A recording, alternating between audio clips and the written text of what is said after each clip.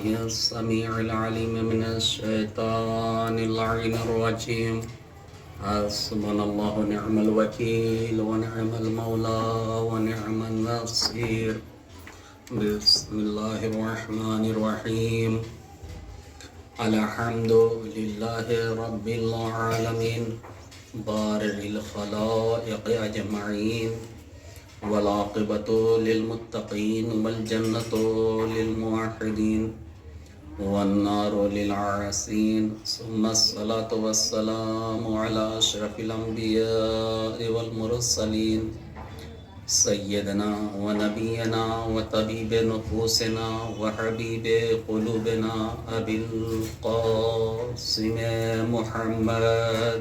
اللهم صل على محمد وآل محمد وعلى أهل بيته الطيبين الطاهرين المعصومين المظلومين ولعنة الله على أعدائهم أجمعين. اما میں نے جس آیہ مبارکہ کی تلاوت کا شرف حاصل کیا، اس آیہ کریمہ میں خلاق کائنات مالک موت و حیات ارشاد فرما رہا ہے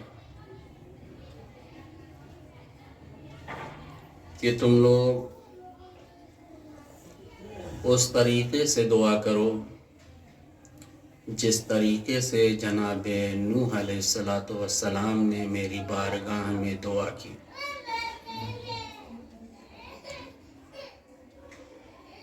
اللہ نے جناب نوح علیہ السلام کو اپنا نبی بنایا اور رسول بنایا، اور جب اللہ کے نبی نے بارگاہ احدیت میں کوئی دعا پیش کی تو اللہ نے اسے قبول فرمایا. یہی وجہ تھی کہ جناب نوح علیہ السلام نے قوم کے غرق آب ہونے کی دعا کی.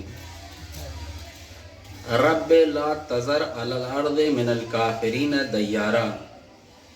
اللہ سے دعا کی پروردگار عالم کافرین کو اس روئے زمین پر تو باقی ہی نہ رکھ. دعا قبول ہوئی اور طوفان نوح آیا، سارے کافرین غرق آب ہو گئے. سب کافرین غرق آب ہو گئے تو جناب نوح علیہ السلام نے اب اللہ والوں کی بستی بنانی شروع کی اور نسلیں بڑھنے لگیں.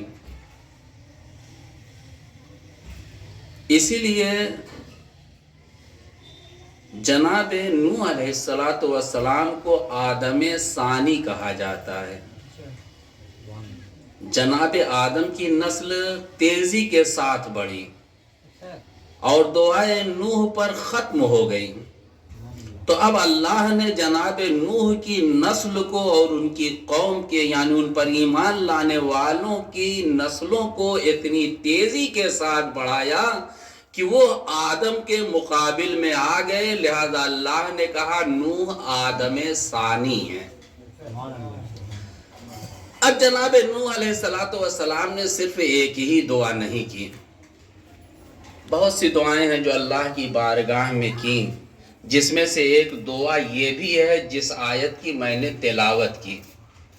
تو قرآن تو اس وقت نازل نہیں ہوا تھا، یہ آیت کیسے بن گئی؟ جب جناب ابو طالب نے پیغمبر اسلام کے عقد کے وقت جو خطبہ پڑھا تھا، الحمدللہ الذی جعلنا من ذریۃ ابراہیم،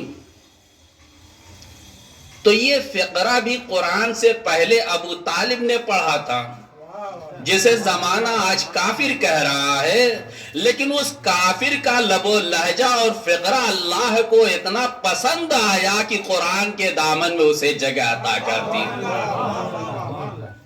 تو جناب نوح علیہ السلام نے بھی اللہ کی بارگاہ میں دعا کی تھی. کیا دعا کی تھی؟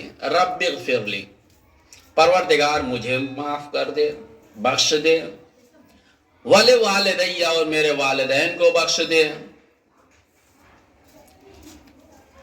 اور وہ جو ایمان کے ساتھ میرے گھر میں داخل ہوئے ہیں انہیں معاف کر دے، وَلِلْمُؤْمِنِينَ وَالْمُؤْمِنَاتِ، اور تمام مومنین مردوں کو بخش دے، تمام مومنہ عورتوں کو بخش دے۔ اللہ کو جناب نوح علیہ السلام کی دعا اتنی پسند آئی کہ اسے قرآن کے صفحے پر جگہ دے کر ہم جیسے گناہگار انسانوں کو اس بات کی طرف متنبہ کیا کہ جب بھی تمہیں دعا کی ضرورت پڑے تو تم جناب نوح کی طریقے سے دعا کرو، جو ہزاروں سال پہلے نوح نے کی تھی اسے میں نے قرآن میں جگہ دے رکھی ہے۔ تو جس دعا کو اللہ کی بارگاہ میں نوح نے پیش کیا، اس کو اللہ نے قبول بھی کیا اور اس کو قرآن میں جگہ دے دی۔ کہا اگر تم بھی میری بارگاہ میں نوح کی طریقے سے دعا کرو گے تو میں ہر تمہاری دعا کو مستجاب کروں گا۔ اور اسی لیے اللہ کہہ رہا ادعونی استجب لکم، تم مجھے پکارو میں تمہاری دعاؤں کو مستجاب کروں گا۔ اللہ نے بغیر مانگے ہمیں والدین عطا کر دیے، بھائی عطا کر دیے، بہنیں عطا کر دی، ماں عطا کر دیے، سب کچھ بغیر مانگے عطا کیا تھا۔ کہا یہ تمام نعمتوں کو دیکھتے چلے جاؤ کہ آخر ہم نے ان نعمتوں کو مانگا یا نہیں مانگا۔ اگر اللہ بغیر مانگے اتنی نعمتوں کو عطا کر سکتا ہے تو جب اس کی بارگاہ میں ہاتھوں کو اٹھا کر اس سے کچھ مانگیں گے تو کیا وہ عطا نہیں کرے گا؟ قدرت بتانا چاہ رہی ہے کہ تم مانگو لیکن سلیقے سے مانگو، وسیلے سے مانگو۔ وَلَا تُبْتِلُوا أَعْمَالَكُمْ وَابْتَغُوا إِلَيْهِ الْوَسِيلَةَ وَلَا تُبْتِلُوا أَعْمَالَكُمْ، تم میری طرف وسیلہ تلاش کرو اور اپنے عمل کو باطل نہ کرو بغیر وسیلے کے۔ ہم کہتے ہیں اللہ نے جب بغیر مانگے اتنا سب کچھ عطا کیا ہے تو اب وسیلے کی کیا ضرورت ہے؟ ڈائریکٹ اللہ سے مانگیں گے اللہ ہمیں عطا کر دے گا۔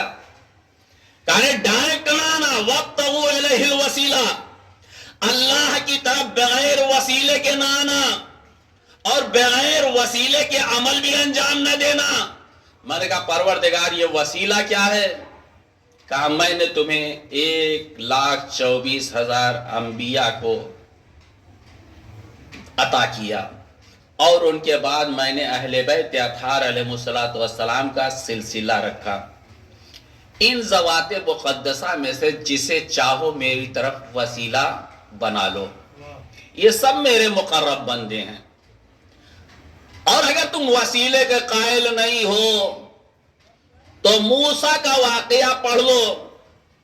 جب جناب موسیٰ طور پر 40 افراد کو منتخب کر کے چن کر لے گئے تھے جو بڑے ہی پارسا، متقی، پرہیزگار، زاہد اور عابد تھے کہ یہ مجھ سے انحراف نہیں کریں گے اور میری باتوں کو ٹھکرائیں گے نہیں۔ چنانچہ جب لے کر پہنچے طور پر اور اللہ سے کوہ طور پر شجر طوبہ میں بات کی، شجر طوبہ کے ذریعے،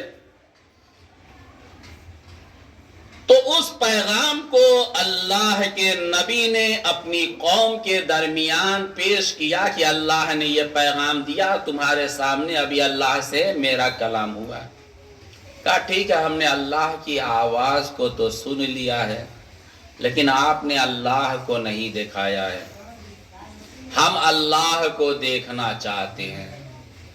اللہ ڈائریکٹ بھی جناب موسیٰ سے بات کر سکتا تھا لیکن قوم موسیٰ کو بتانا چاہ رہا تھا کہ میں نے تمہارے لیے وسیلہ قرار دیا ہے، تم وسیلے کے ذریعے میرے پاس آنا۔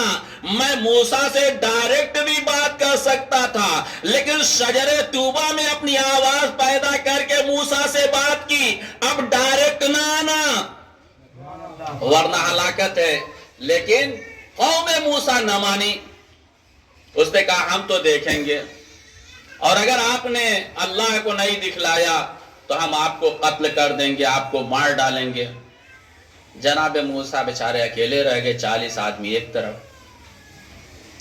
تو جناب موسیٰ کیا کرتے؟ جان کو بچانے کے لیے بارگاہ اہدیت میں کہتے ہیں اے میرے پروردگار تو اپنے آپ کو دکھا دے. رب ارنی، پروردگار تو اپنے آپ کو دکھلا دے. قدرت نے آواز دی لن ترانی، تم مجھے ہرگز نہیں دیکھ سکتے. کہا پروردگار میری قوم مجھ پہ زور و زبردستی کر رہی ہے اور یہ کہہ رہی ہے اگر اللہ کو نہیں دکھلایا تو ہم تمہیں قتل کر دیں گے، اور تو کہہ رہا ہے کہ مجھے یہ ہرگز نہیں دیکھ سکتے. کہا موسیٰ اپنی قوم سے کہو کہ اگر مجھے دیکھنے کی خواہش رکھتے ہیں تو میں کوہ طور پر ایک بجلی چمکاتا ہوں، اس کی تاب برداشت کر لیں گے تو مجھے بھی دیکھ لیں گے. چنانچہ تھوڑی ہی وقفے میں بجلی چمکی، سارے افراد موسیٰ کے ہلاک ہو گئے، صرف موسیٰ بچے، وہ بھی گش کھا کر گر پڑے. تھوڑی دیر کے بعد افاقہ ہوا، بجلی کی چمک، موسیٰ جیسا نبی بھی برداشت نہیں کر پایا. افاقہ ہوا گش سے، دیکھا سارے کے سارے ہلاک پڑے ہوئے ہیں. اللہ کی بارگاہ میں عرض کرتے ہیں پروردگار یہ میری قوم جاہل ہے، کیا ان کی جہالت کے باعث تو ان سب کو ہلاک کر دے گا؟ پروردگار یہ میرے ساتھ آئے تھے، جب میں قوم کے درمیان جاؤں گا تو لوگ مجھ سے سوال کریں گے وہ 40 افراد کیا ہوئے، تو میں کیا جواب دوں گا کہ موسیٰ نے لے جا کر کوہ طور پہ سب کو مار ڈالا. قدرت نے آواز دی موسیٰ میں یہ بتانا چاہ رہا ہوں کہ بغیر وسیلے کے مجھ تک پہنچنا چاہو گے تو اسی طریقے سے ہلاک ہو جاؤ گے. اب اگر تم اپنی قوم کے لیے اس بات کی فریاد کر رہے ہو کہ یہ جہالت کی باعث تمہیں دیکھنے کی خواہش کر رہے تھے، تو میں تمہاری خواہش کے مطابق انہیں حیات عطا کرتا ہوں، لیکن یہ ڈائریکٹ میرے پاس آئیں گے تو اسی طریقے سے ہلاک ہو جائیں گے. صلوات پڑھ دے محمد والا. گاہ میں توبہ و استغفار کرنا چاہیے، چونکہ یہ ایصال ثواب کی مجلس ہے اور ہم اور آپ بھی یہاں ہمیشہ کے لیے نہیں آئے ہیں، ہمیں جانا ہے.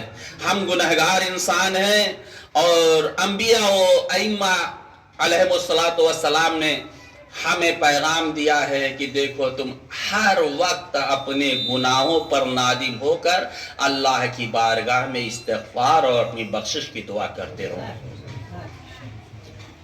معصوم ہم نہیں ہیں کہ ہم سے خطا نہیں ہو سکتی، لیکن اگر ہم گناہ کرتے ہیں اور گناہ کے بعد اپنے گناہ پر نادم ہو کر اللہ کی بارگاہ میں مغفرت کی دعا کرتے ہیں، بخشش کی دعا کرتے ہیں، تو اس سے فائدہ کیا ہے؟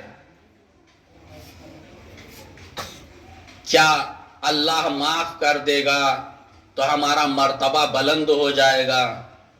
اللہ معاف کر دے گا تو ہمارے درجات بلند ہو جائیں گے؟ نہیں. اللہ بھی قرآن مجید میں کہہ رہا ہے میرے بندو میری اتباع اور پیروی کرو، شیطان کے فریب میں اور اس کے دھوکے میں نہ پڑنا اور اس کی اتباع اور پیروی نہ کرنا. دیکھیے عبادت اللہ سے مخصوص ہے، لیکن اللہ نے اس عبادت کو شیطان سے بھی منسوب کر دیا ہے. کیا کہا؟ سورہ یاسین میں ارشاد ہوتا ہے یا بنی آدم اللہ تعبد الشیطان انہ لکم عدو مبین.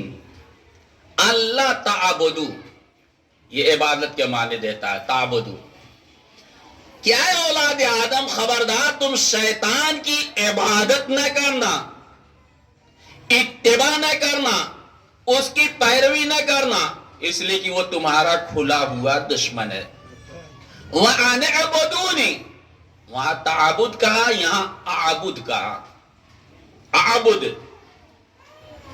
वान अबुदूनी, तुम मेरी इबादत करना, मेरी इत्तिबा करना, मेरी पैरवी करना, इसलिए यही सीधा रास्ता है।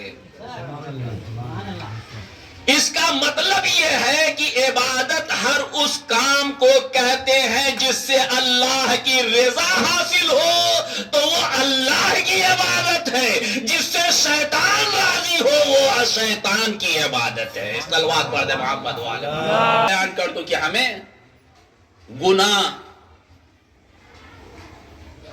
कहां ले जाता है और गुनाह को अगर अल्लाह माफ कर दे तो कहां पहुंचाता है। गुनाहगार इंसान है। जनाब ईसा अलैहिस्सलातु वस्सलाम अपने एक साथी को लेकर सफर पे जा रहे थे और दौरान राह एक दरिया बहता हुआ दिखाई पड़ा। उसके करीब पहुंच गए। साथी ने पूछा, या नबी अल्लाह कहां जाना है?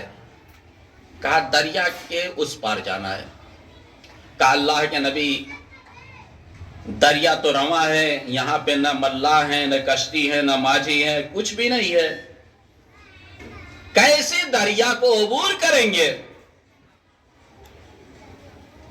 कहा अल्लाह का हुक्म है, मैं दरिया अबूर करूंगा। तो जनाब ईसा तो पानी पे चलते ही थे। हस्बे दस्तूर दरिया की मौजों पर अपने कदम को रख दिया और आगे बढ़ने लगे। साथी ने देखा कि मैं नबी का साथी हूं, अल्लाह का नबी पानी पे चल सकता है, तो क्या अल्लाह के नबी का दोस्त अपने नबी की इत्तिबा करते हुए उसके नक्शे कदम पर अपने कदम को जमाता हुआ दरिया को अबूर नहीं कर सकता? नियत, देखिए नीयत का बड़ा ही दखल होता है। इसीलिए इरशाद हुआ है, इन्नमल आमालु बिन्नियात, अमल का दारोमदार नीयत पे हुआ करता है।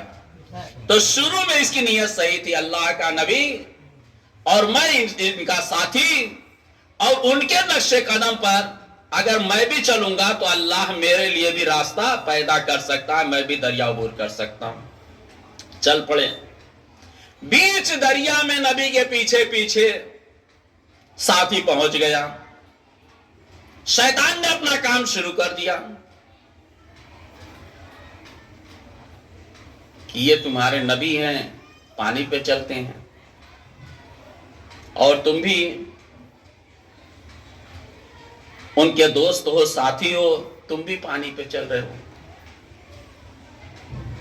नबी और तुम में क्या फर्क है? भाई एक आम आदमी भी पानी पे चल रहा है, एक नबी अल्लाह का बनाया वो भी पानी पे चल रहा है, तो फर्क क्या है? शैतान ने उधर अपना काम करना शुरू किया, इधर इसके मिजाज में तब्दीली होनी शुरू हो गई और कहता है कि हाजा ईसा रूहुल्लाह यमशी अलल मा वाना अमशी अलल मा। ये ईसा अल्लाह की रूह है, रूहुल्लाह है, जो पानी पे चल रहे हैं, तो मैं भी तो पानी पे चल रहा हूं। मुझ में और ईसा में फर्क क्या रह गया? जैसे ही इसके मिजाज में ये तब्दीली पैदा हुई, वैसे ही पानी की मौजों ने अपने सीने को कुशादा कर दिया, अंदर जाना शुरू हो गया। नबी आगे बढ़ते चले जा रहे हैं, मौजों पे कदम रखे हुए, यहां तक कि इसकी पिंडली डूबी, घुटना डूबा, कमर डूबी, सीना डूबा, मगर हमसरी का जज्बा नहीं गया। हमसरी का जज्बा नहीं गया, बराबरी का जज्बा नहीं गया, शरारत में कमी नहीं हुई, यहां तक कि गले तक पानी पहुंच गया। मैं कहूंगा अल्लाह के नबी, साथी डूब रहा है, हमारा अकीदा है कि एक नबी और इमाम जैसे आगे देखता है वैसे पीछे भी देखता है। या नबी अल्लाह अपने साथी को बचा लीजिए, गले तक पानी पहुंच गया, चंद लम्हों में डूब जाएगा। عجب نہیں نبی خدا آواز دیں ڈوب جانے دو کم بخت کو، نبی کو اپنے جیسا سمجھ رہا ہے، نبی کو اپنے جیسا سمجھ رہا ہے۔ جب پانی گلے سے اوپر آیا ٹھڈی تک اور اس نے دیکھا کہ اب موت اپنے چنگل میں مجھے لے لے گی، تو اللہ کی بارگاہ میں دعا کرنے لگا، پروردگار مجھ سے بہت بڑی خطا ہو گئی، مجھے معاف کر دے، میں نے نبی کو اپنے جیسا سمجھ لیا، پروردگار مجھے معاف کر لے، پروردگار میں نے شیطان کے دام میں پھنس کر، اس کے فریب میں پھنس کر نبی کو اپنے جیسا سمجھ لیا، مجھے معاف کر دے۔ قدرت نے آواز دی، میرے نبی عیسیٰ ذرا مڑ کر دیکھو تمہارا ساتھی ڈوب رہا ہے۔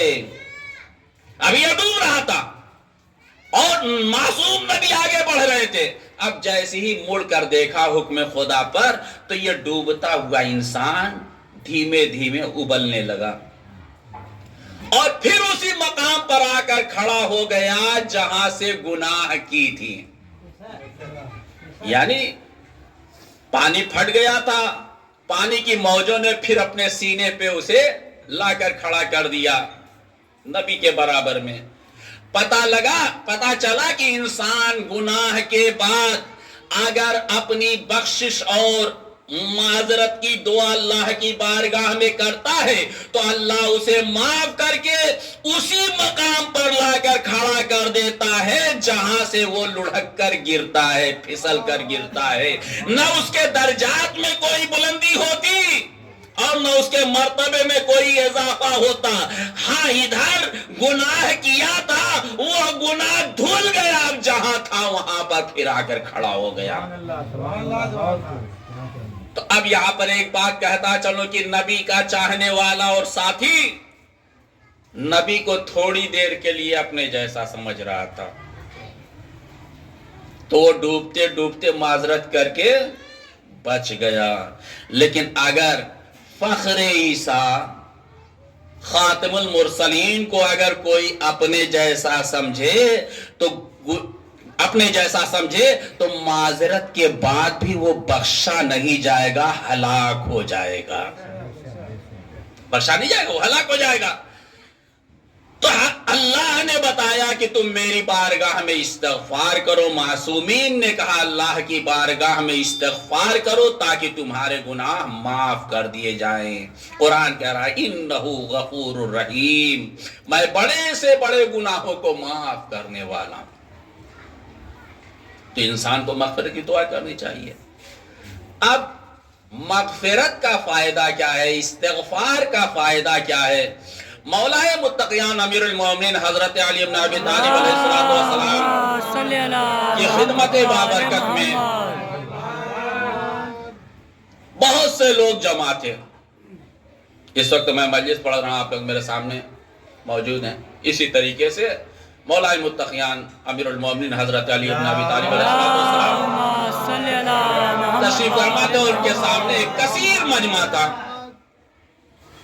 اس مجمع میں ایک شخص کھڑا ہوا اور کہہ رہا ہے حلال مشکلات، میں ایک مشکل لے کر آیا ہوں، امید ہے کہ آپ میری مشکل کو حل فرمائیں گے۔ کہا کیا مشکل ہے، پیش کر۔ کہا حلال مشکلات، دنیا کا کوئی گناہ ایسا نہیں ہے جسے میں نے انجام نہ دیا ہو، اب میں اپنے گناہ پر نادم ہو رہا ہوں، تو میرے لیے بخشائش کا فارمولہ کیا ہے؟ کہا استغفار کر۔ وہ بیٹھنا ہی چاہ رہا تھا، دوسرا شخص کھڑا ہوا، کہا حلال مشکلات، میں بھی ایک مشکل لے کر آیا ہوں، امید ہے کہ آپ میری مشکل کشائی فرمائیں گے۔ کیا کیا مشکل ہے، بیان کر۔ اس نے کہا کہ میں تنگ دست ہو گیا ہوں اور نان شبینہ کا بھی محتاج ہو چکا ہوں، کوئی ایسا عمل بتائیے جو میرے لیے سود مند ہو، نفع بخش ہو۔ مولا نے کہا استغفار کر۔ وہ بیٹھ رہا تھا، تیسرا کھڑا ہو گیا، کہا مولا متقیان، آپ مشکلوں کو حل کرنے والے ہیں، میں بھی ایک مشکل کو پیش کر رہا ہوں، امید ہے کہ اسے حل فرمائیں گے۔ کہا کیا مشکل ہے؟ کہا نہر کے کنارے ایک باغ تھا، نہر کے کنارے مکان بنایا تھا، اور جب تک مکان میں رہتا تھا میں نہر کے پانی سے فیضیاب ہوتا تھا۔ نہر خشک ہو گئی ہے، میں کیا کروں، پانی کو محتاج ہو گیا ہوں، قطرے قطرے کا محتاج ہو گیا ہوں۔ مولا نے کہا استغفار کر۔ وہ بیٹھ رہا تھا، چوتھا کھڑا ہو گیا، کہا مولا آپ مشکلوں کو حل کرنے والے ہیں، میری بھی ایک مشکل ہے، اسے ذرا حل کر دیجئے۔ کہا کیا مشکل ہے؟ کہا دنیا کی ہر نعمت اللہ نے مجھے عطا کی ہے، لیکن نعمت اولاد سے مجھے محروم رکھا ہے، میرے لیے کوئی عمل بتائیے جس سے میری مشکل دور ہو جائے۔ کہا استغفار کر۔ وہ بھی بیٹھ گیا، پانچواں شخص کھڑا ہو گیا، کہا مولا میری بھی مشکل کشائی فرمائیے۔ کہا تیری مشکل کیا ہے؟ کہا تھوڑا سا باغ تھا اور اس میں پھل آتے تھے، میں اس پھل کو بیچ کر اپنے نان و نفقے کا انتظام کرتا تھا، اور اس وقت کہا سالی کے باعث باغ خشک ہو گیا ہے۔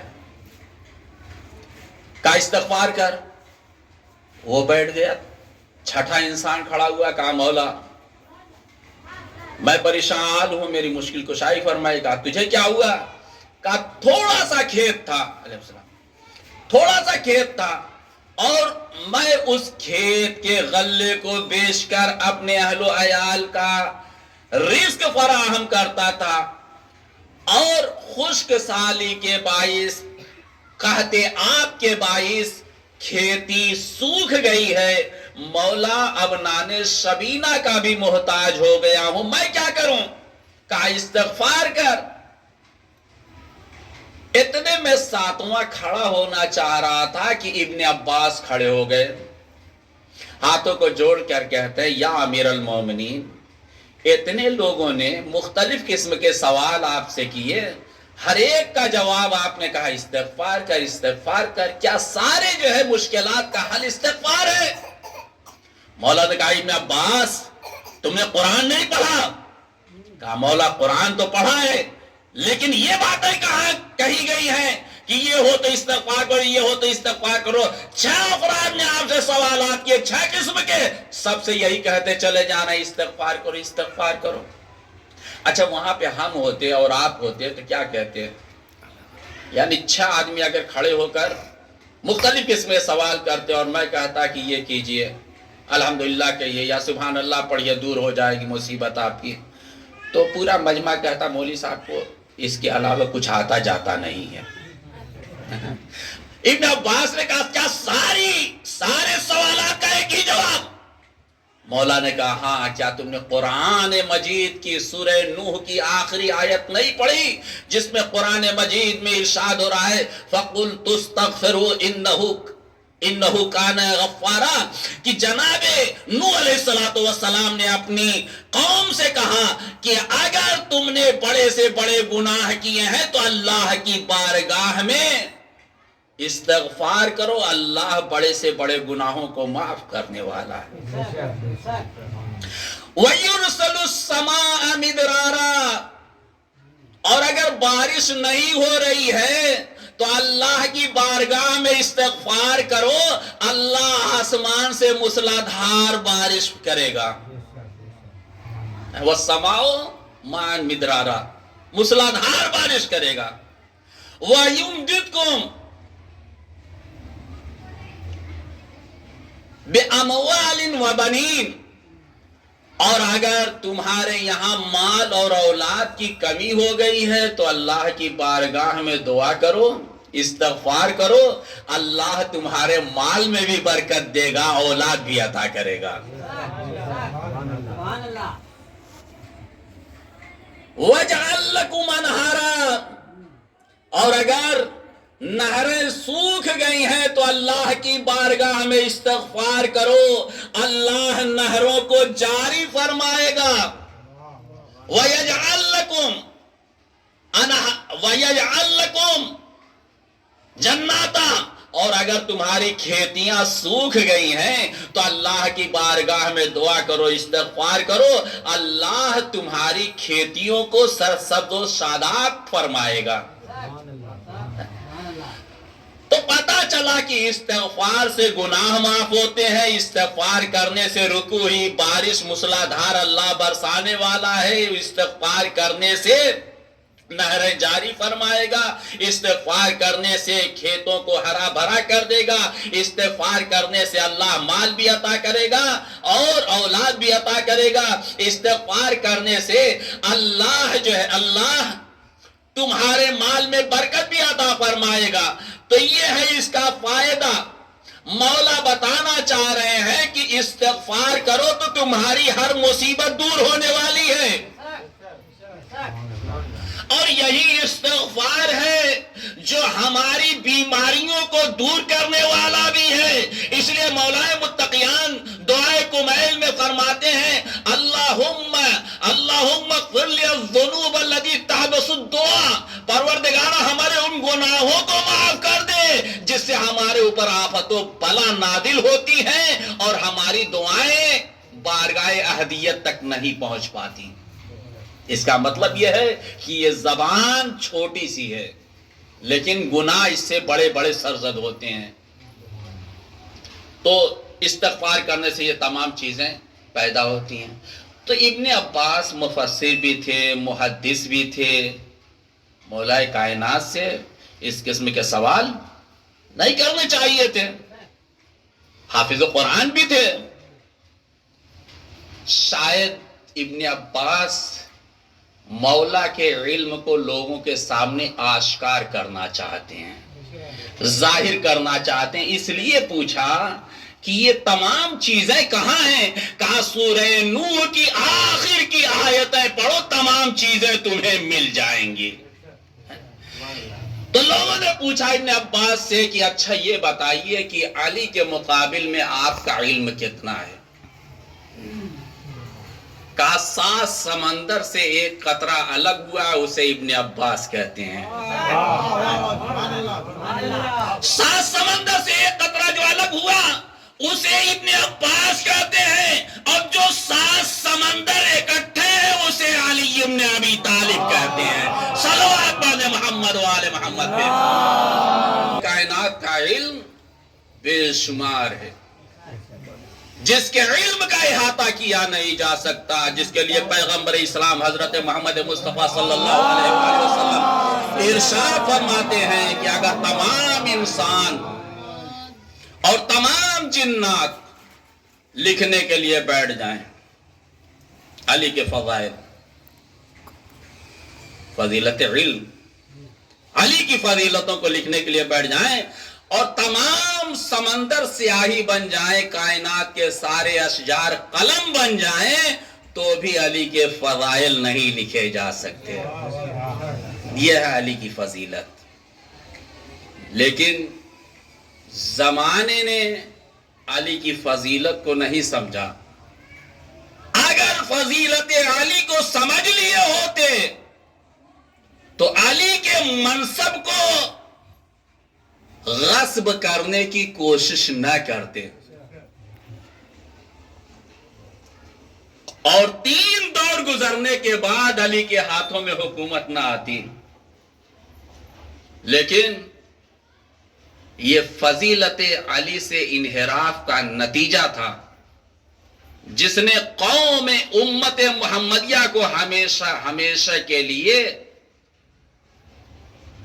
جہالت کے غار میں ڈھکیل دیا، ڈال رکھا، اور آج تک ہر انسان اپنے کو جنتی کہتا ہے، کوئی جہنمی کہنے کے لیے تیار نہیں ہے، جبکہ پیغمبر اسلام فرماتے ہیں کہ ایھا الناس، اے لوگو، اگر تم جنت کی آرزو اور تمنا کرتے ہو تو دیکھو علی کی محبت قلب میں رکھنا، اہل بیت کی محبت قلب میں رکھنا، بغیر حب اہل بیت عبادت حرام ہے، اور اگر جنت میں جانے کی لالچ کر رہے ہو، محبت اہل بیت نہیں ہے، تو 70,000 سال کی مسافت سے جنت کی بو کو سونگھا جا سکتا ہے۔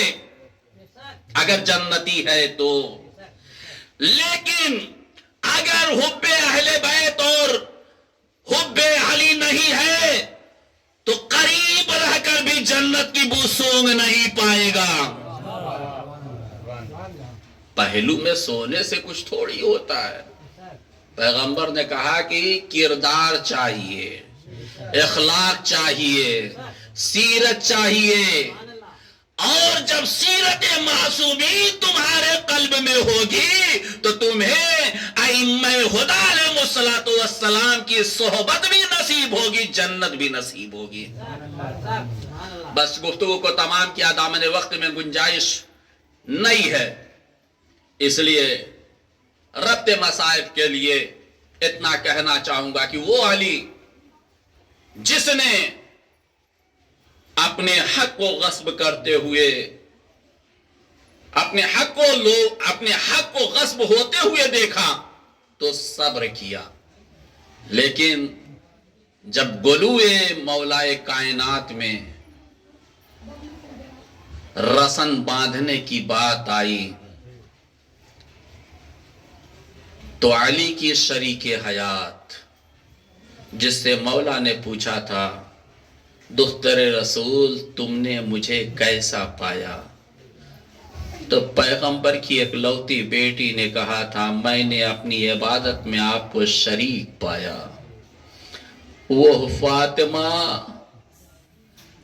اپنے بالوں کو بکھرا کر صحن خانہ میں بیٹھ گئی اور کہا ابوالحسن کو چھوڑ دو ورنہ میں اللہ کی بارگاہ میں بد دعا کر دوں گی. عزاداران امام مظلوم کربلا جیسی ہی یہ فقرہ سیدہ کے دہن سے نکلا ویسی ہی مسجد نبوی کی دیوار بلند ہوئی اور ہاتف کی آواز آئی سیدہ رسول کے مشن کو پامال نہ کرنا، رسول کی محنتوں کو برباد نہ کرنا. اٹھتے ہوئے ہاتھ سمٹ گئے. علی کو ریسمان ظلم میں باندھا گیا، گلے میں رسی کا پھندا. شہزادی فریاد کرتی رہی ابوالحسن کو چھوڑ دو، لیکن یہ ملائی علی سے بیعت کرنے کی ناجائز کوششیں کر رہے تھے. بہرحال علی کو رہائی ملی، لیکن وہ شہزادی جو ابوالحسن کی تکلیف میں ان کے گلے میں رسی کا پھندا نہیں دیکھ پا رہی تھی، اسی شہزادی کے دروازے پہ بعد رسول آگ و لکڑی اکٹھا کر دی گئی اور اس میں آگ لگا دی گئی. لکڑی کے ساتھ دروازے میں آگ لگی، جلتا ہوا دروازہ شہزادی کے اوپر گرایا گیا. اب شہزادی در و دیوار کے درمیان پس گئی، فضا بے قرار ہو گئی. شہزادی کہاں گئی؟ بی بی نے آواز دی خزعنی یا فضا، اے فضا میری خبر کو آؤ، میں در و دیوار کے درمیان پسی ہوئی ہوں. فضا نے ہاتھوں کو پکڑا، سیدہ کو در و دیوار سے نکالا. آزاداران امام مظلوم کربلا یہ تکلیف کم نہ تھی کہ رسول کی رحلت کے بعد اس اکلوتی بیٹی کو باپ کے مزار پہ نہیں رونے دیا، گھر کی چوار دیواری میں رونے سے منع کیا گیا اور انتہا یہ ہوئی کہ اس کے پہلو پر اس کے اوپر جلتا ہوا دروازہ گرایا گیا، جس کے سبب پہلو کی ہڈیاں ٹوٹ چکی تھی، پہلو شکستہ ہو گیا تھا، پسلی کی ہڈیاں ٹوٹ گئی تھی. لیکن اس بات کا شکوہ علی ابن ابی طالب سے نہیں کیا. لیکن جب وقت احتضار قریب آیا، بی بی نے حجرے میں جاتے ہوئے اسماء بنت امیس سے کہا میری تسبیح و تحلیل کی آواز جب تک آئے سمجھنا تمہاری شہزادی زندہ ہے، اگر آواز آنا بند ہو جائے سمجھنا شہزادی بارگاہ رسالت مآب میں پہنچ گئی. آزاداران امام مظلوم کربلا، نہ گھر میں بچے ہیں، نہ گھر میں شوہر ہے، کوئی نہیں ہے، ایک خادمہ ہے اسما بنت امیس، جس کو شہزادی نے آواز دی کان دھر کر سننا میری آواز جب تک آئے میں زندہ رہوں گی، لیکن جب آواز کا آنا بند ہوا اسما بنت امیس حجرے میں پہنچی، گوشے چادر کو ہٹایا، ارے شہزادی کو اٹھانا چاہا مگر شہزادی کائنات میں نہ رہی، آنکھوں سے اشک بہاتے ہوئے باہر نکلی۔ حسن حسین نے کہا اسما ہماری ماں کیا ہوئی؟ اسما نے کہا شہزادو کھانا کھاؤ پھر ماں کی خبر گیری کرنا۔ اسما سے امام حسن نے کہا اسما تمہیں کیا ہو گیا ہے؟ کیا بغیر ماں کے ہمیں کبھی کھانا کھاتے ہوئے دیکھا جو آج کہہ رہی ہو کہ پہلے کھانا کھاؤ؟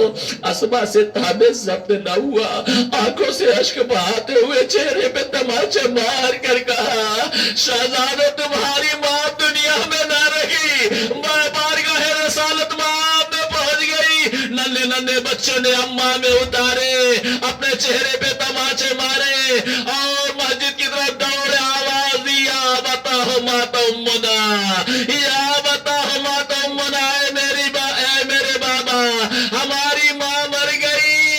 اور اس آواز کا سننا تھا مولا کائنات بیت الشرف میں آئے، گوشے چادر کو ہٹایا، چہرے پر نور کو دیکھا اور رات کے سناٹے میں غسل و کفن کا اہتمام کرنا شروع کیا۔ جب غسل کی غرض سے لباس اتارنے لگا میرا مولا ٹوٹی ہوئی ہڈی پہ ہاتھ پہنچا، بے ساختہ تکبیر کی صدا بلند ہوئی، سلمان بے قرار ہو کر بیت الشرف کے گرد گھومنے لگے۔ حاضادارو جب غسل و کفن ہو گیا، امام نے زینب ام کلثوم سے کہا آؤ میری بیٹیو زینب ام کلثوم ماں کا آخری دیدار کر لو، آؤ میرے لال حسن حسین ماں کا آخری دیدار کر لو۔ روایت بتاتی ہے کہ جناب زینب ام کلثوم ماں کے سراہنے آ کر گریہوزاری کرنے لگی، فریاد کرنے لگی، لیکن امام حسین اپنے مقام سے چند قدم آگے بڑھ کر ماں کے پایتی قدم کے پاس کھڑے ہو گئے، آنکھوں سے اشک بہانے لگے، ارے ایک مرتبہ قدموں پہ جھک کر آواز دی اماں آپ کا غریب حسین آیا ہے، اماں کیا اس غریب کو نہ بلاؤ گی؟ ارے اس غریب لفظ میں اتنا درد تھا، شہزادی نے بندھائے کفن کو توڑا، آواز دیا میرے لال حسین تیری دکھیاری ماں تیرا انتظار کر رہی ہے۔